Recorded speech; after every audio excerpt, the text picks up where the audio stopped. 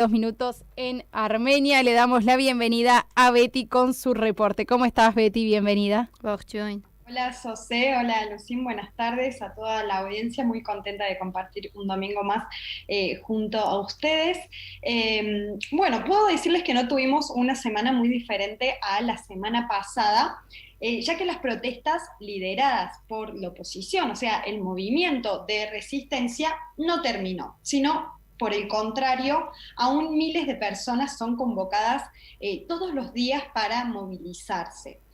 Sin embargo, sí puedo decir que esta semana tuvo algunas particularidades que hicieron que en este marco de las protestas antigobierno hubieran puntos diferentes cada día. Al comienzo de la semana se intensificaron las acciones de desobediencia civil que, como comentábamos, consistía en caminatas y bloqueos de calles en horarios de la mañana.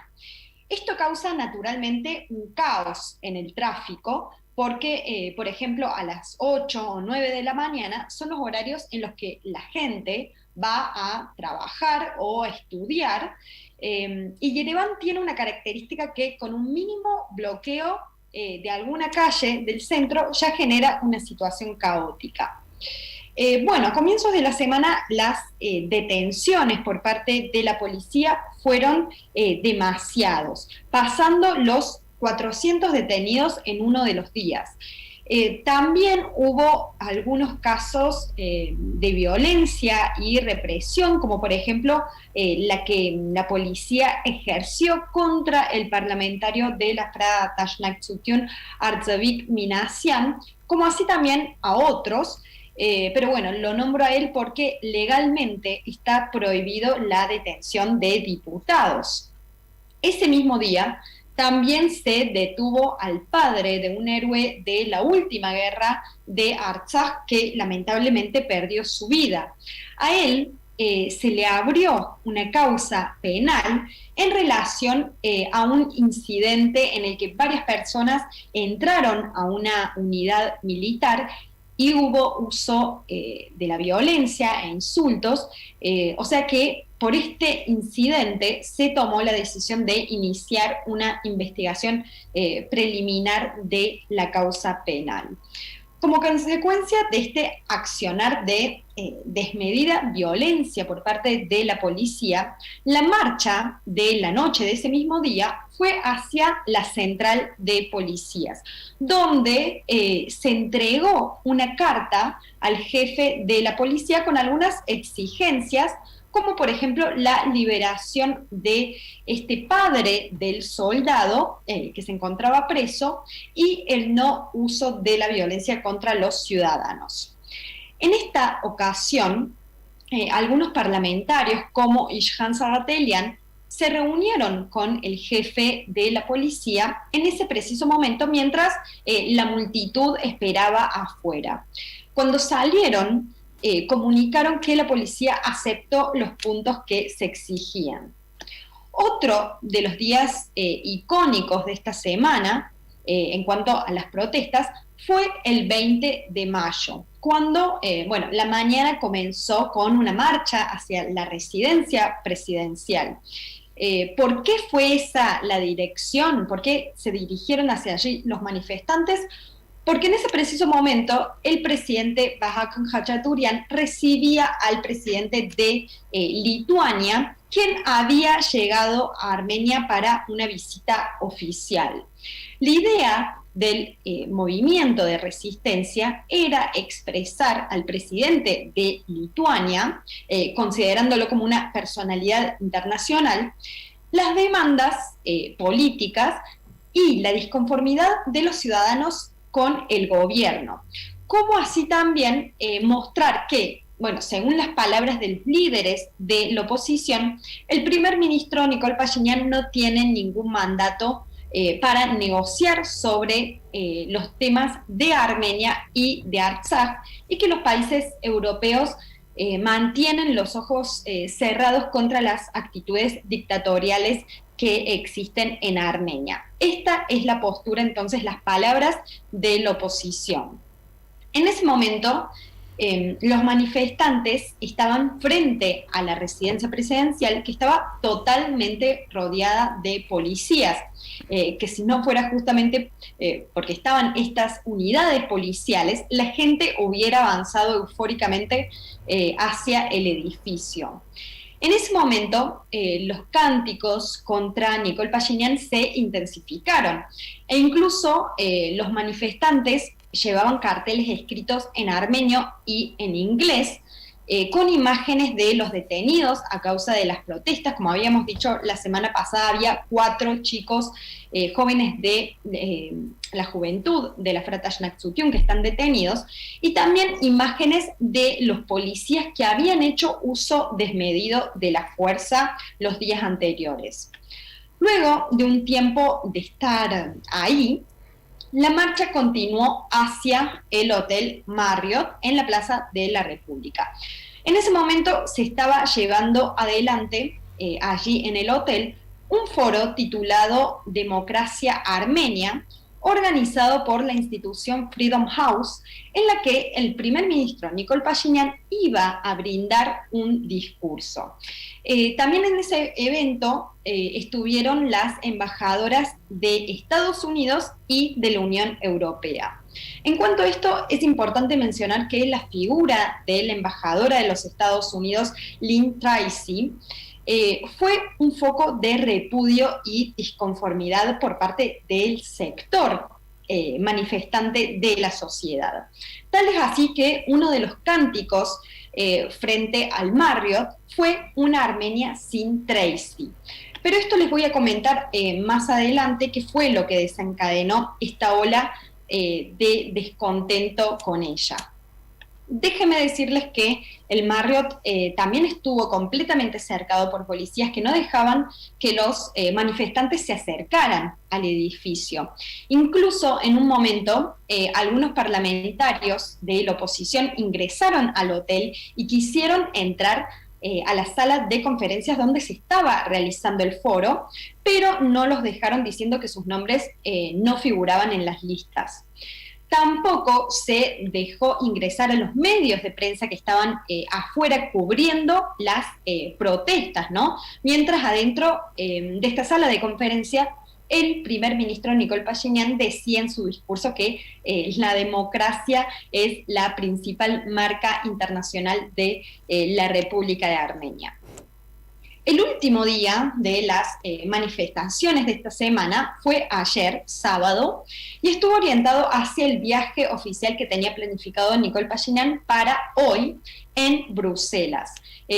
Para reunirse con el presidente de Azerbaiyán y el presidente del Consejo Europeo. Esta reunión tripartita no es la primera vez que tiene lugar, sino que es una continuación de la primera que tuvo lugar el 6 de abril. La intención de estos encuentros es avanzar sobre un aún no concreto proceso de paz, del cual el primer ministro de Armenia ha hecho referencia, y también el ministro de Asuntos Exteriores. La reunión ya tuvo lugar hace algunas horas, pero aún no hay información oficial sobre esto. Bueno, y pasando al tema que les adelanté sobre las declaraciones de la embajadora de los Estados Unidos, Lynn Tracy, en primera instancia ella hizo un comunicado esta semana en el que manifestó su apoyo a las autoridades de Armenia, diciendo que el pueblo armenio eligió hacer un cambio de gobierno en el 2018 y que más allá de todo lo que ocurrió desde ese momento hasta la actualidad, el pueblo volvió a elegir al gobierno actual nuevamente en el 2021. Luego, en el foro Democracia Armenia, que les comenté hace unos minutos, Tracy hizo uso de la palabra nuevamente.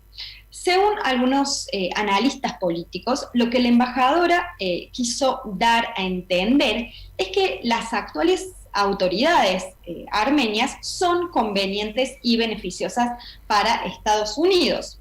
O sea que ya en 2 oportunidades Tracy manifestó su apoyo, y por supuesto el de la nación a la que representa Estados Unidos, a las autoridades actuales. Estas intervenciones de la embajadora, según los análisis de estos especialistas, se relacionan con la intención de Estados Unidos de debilitar la influencia de Rusia en esta zona del Cáucaso y fortalecer la de ellos. De hecho, también se relaciona con una presión, por así decirlo, de Estados Unidos para incentivar la normalización de relaciones con Azerbaiyán y con Turquía, para así tener ellos más incidencia y alejar a Rusia de este territorio. Como dato extra, el ANCA, o sea, el Consejo Nacional Armenio de los Estados Unidos, emitió una solicitud al Departamento de Estado y también a la administración de Joe Biden para que reconsidere el nombramiento de otro embajador, diciendo que durante casi un año y medio la embajadora Tracy fracasó en áreas de gran importancia para el pueblo armenio, como por ejemplo la falta de asistencia estadounidense a los desplazados de Artsaj, la complicación de la seguridad y las relaciones regionales de Armenia, o la detención ilegal de los prisioneros de guerra que en este momento se encuentran en Bakú, entre otros temas. Por su parte, el Consejo Religioso Supremo, presidido por Karekin II, emitió un comunicado esta semana sobre los desafíos de Armenia y de Artsaj. En este comunicado, además de expresar la actitud hostil de Azerbaiyán hasta el día de hoy, hizo referencia a un punto que creo que es una indirecta, aunque es bastante directa, para el gobierno de Armenia y el proceso de acuerdos que se está llevando adelante con Azerbaiyán y con Turquía.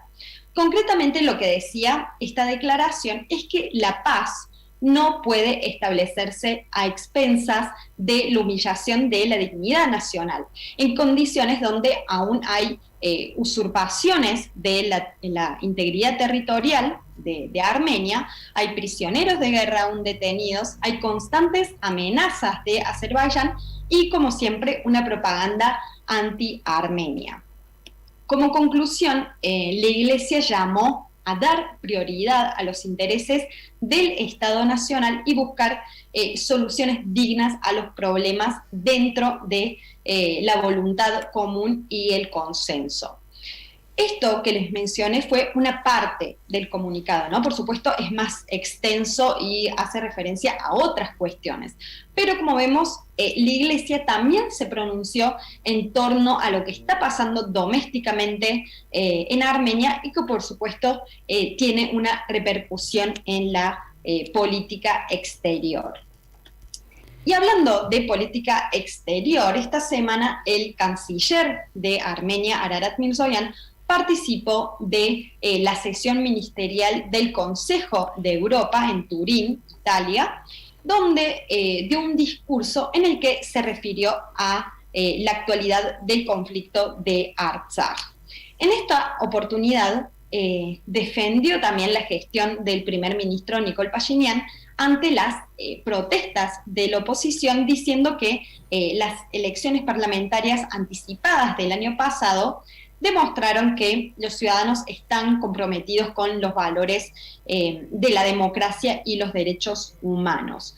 También Mirzoyan presentó la situación de Artsaj, manifestando que Azerbaiyán afirma que el problema de Artsaj está resuelto, pero que aún hay muchas cuestiones sin resolver, como por ejemplo los derechos de los habitantes, los prisioneros, la demolición del patrimonio cultural, las violaciones al cese al fuego y demás. Así que esto fue lo que manifestó Ararat Mirzoyan en esta oportunidad, en este foro, en esta sesión internacional. Y por último, déjenme volver al escenario de las protestas antigobierno, porque ha circulado en algunos medios armenios un rumor sobre una especie de plan B que tendría el gobierno si la situación llega al punto de salirse de control y que el gobierno no tenga los recursos para contener a los manifestantes. Y este plan B consistiría en anunciar nuevamente elecciones anticipadas como una forma de resolver la crisis política interna. Esto, según estos medios de comunicación, ya se ha discutido entre bastidores, pero la cuestión es que el hecho de que el proceso electoral estaría organizado bajo el liderazgo de Nicole Pashinyan significaría que es probable que se reproduzca una vez más lo que ocurrió en las elecciones pasadas y de este modo Pashinyan extienda su mandato. Repito que esto es un rumor, o sea, algunas voces que suenan, pero nada confirmado. Por supuesto, estaremos atentos al desenlace de los hechos durante esta semana para mantenerlos informados el próximo domingo.